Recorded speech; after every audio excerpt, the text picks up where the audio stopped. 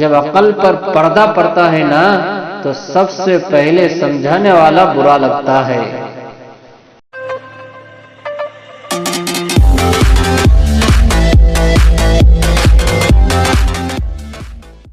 السلام علیکم ورحمۃ اللہ وبرکاتہ۔ کبھی بھی گانوں کی محبت اور قرآن کی محبت ایک دل میں جمع نہیں ہو سکتی، یہاں تک کہ ایک دوسرے کو نکال دے، یعنی یا تو دل میں گانوں کی محبت ہوگی یا قرآن کی۔ ممکن ہی نہیں کہ گانوں سے بھی محبت ہو اور قرآن کی محبت بھی دل میں جمع ہو، صرف ایک کی ہی محبت دل میں رہ سکتی ہے۔ اب ہر بندہ اپنا اپنا محاسبہ کر لے کہ وہ کہاں کھڑا ہے۔ قرآن سے محبت تو ایمان ہے، جبکہ گانوں سے محبت نفاق ہے۔ علم کی طلب میں شرم مناسب نہیں، جہالت شرم سے بدتر ہے۔ گناہ کے بہت سے نقصانات ہیں، جن میں سے ایک یہ بھی ہے کہ یہ گناہ آپ سے دینی علم چھین لیتے ہیں، یعنی بندہ علم کو بھی بھول جاتا ہے۔ جو کوئی اللہ سے ڈرے گا اسے کوئی بھی نقصان نہیں پہنچا سکتا، جبکہ جو کوئی اللہ کو چھوڑ کر لوگوں کا خوف رکھے گا تو اس کو مددگار کہیں سے نہ ملے گا۔ ماضی کو کبھی گلے کا ہار نہ بنائیں، اس سے سیکھیں، تجربہ حاصل کریں اور آگے بڑھ جائیں۔ اپنی ناکامیوں اور لوگوں کے رویے کو سینے سے لگا کر سوچ سوچ کر ہلکان ہونا اپنی ہی ذات کو کمزور کرتا ہے۔ اس وقت میں اس نے مجھے یہ کیوں کہا، میرے ساتھ ایسا کیوں ہوا، یا فلاں نے زیادتی کیوں کی، میں نے اسے کھڑی کھڑی کیوں نہ سنائی۔ یہ سب باتیں بے سود ہے، انہیں ذہن سے نکالیے۔ یہ سوچ کر کہ ایک وقت تھا سو گزر گیا، اور آگے کے لیے لاحیہ عمل طے کیجیے۔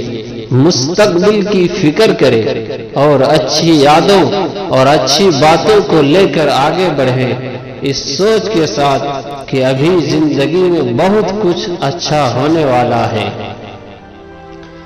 حضرت عمر رضی اللہ عنہ اکثر کہا کرتے تھے کہ کسی شخص کے نماز اور روزے کے بجائے اس کی فہم و فراست اور اس کی سچائی کو دیکھو، اور یہ بھی کہا کرتے تھے کہ بلا شبہ دو قسم کے آدمیوں سے مجھے کوئی ڈر نہیں، ایک وہ مومن جس کا ایمان واضح ہے، اور ایک وہ کافر جس کا کفر واضح ہے، بلکہ مجھے ڈر اس منافق سے ہے جو ایمان کے پیچھے خود کو چھپاتا ہے، یعنی کفر چھپاتا ہے اور ایمان ظاہر کرتا ہے، اور اعمال اللہ کی رضا کو چھوڑ کر دوسروں کے لیے کرتا ہے۔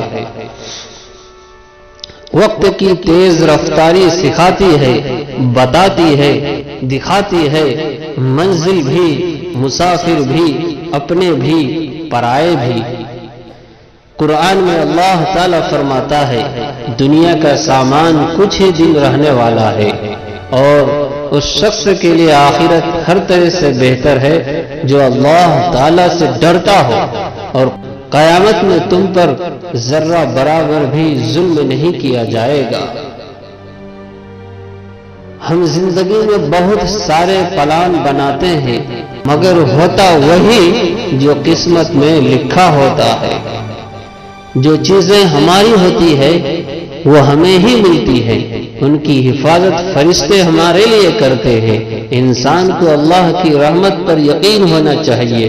اللہ اپنے بندوں کو تحائف دینا چاہتا ہے اور ان کی نصیب کی چیزوں کو بہت سنبھال کر رکھتا ہے۔ جب سکون کی کمی محسوس ہو تو اپنے رب سے توبہ کرو، کیونکہ انسان کے گناہ ہی ہے جو دل کو بے چین رکھتے ہیں۔ جب تک تم ڈرتے رہو گے تمہاری زندگی کے فیصلے کوئی اور کرتا رہے گا۔ حضرت عبد الرحمن بن عثمان رضی اللہ عنہ کہتے ہیں کہ ایک حکیم نے حضور صلی اللہ علیہ وسلم سے مینڈک کے بارے میں پوچھا کہ اس کو مار کر دوا میں ڈال سکتے ہیں؟ تو آپ صلی اللہ علیہ وسلم نے اس کو منع فرمایا۔ ہمارا ہر دن ایک سبق لے کر آتا ہے اور ہر شام ایک تجربہ دے کر ڈھلتی ہے۔ جب نماز سے آخرت کے مسائل حل ہو سکتے ہیں تو دنیا کے مسائل کیوں نہیں؟ رشتے سدا ایک سا نہیں رہتے، یہ بھی رفتہ رفتہ بقا سے فنا کا سفر کرتے ہیں۔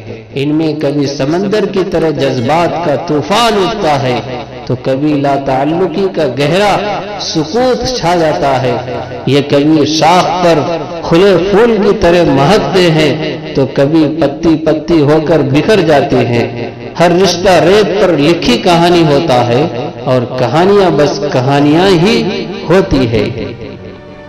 اللہ تعالیٰ یقیناً بندے کی اس بات سے خوش ہوتے ہیں کہ وہ کوئی کھانا کھائے یا کچھ پیے پھر اس پر اللہ تعالیٰ کی تعریف کرے۔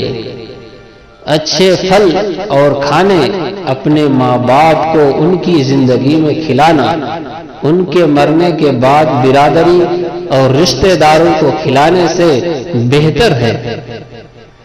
مجھے تعجب ہوتا ہے اس آدمی پر جس کا اس دنیا سے جانا لکھا ہو چکا ہو آخرت کی طرف، جبکہ اس کے سابقین پہلے سے اس دنیا کو چھوڑ کر چلے گئے اور وہ کھیل کود میں ہی مصروف ہو۔ اپنے نفس کی بری خواہش کے خلاف لڑنا زیادہ مشکل ہے اپنے دشمن کے خلاف میدان جنگ میں لڑنے سے۔ اپنے چاہنے والوں کی لمبی قطار کو چھوڑ کر ہم صرف اس ایک شخص کے پاس ذلیل ہونے چلے جاتے ہیں جسے ہماری پرواہ تک نہیں ہوتی۔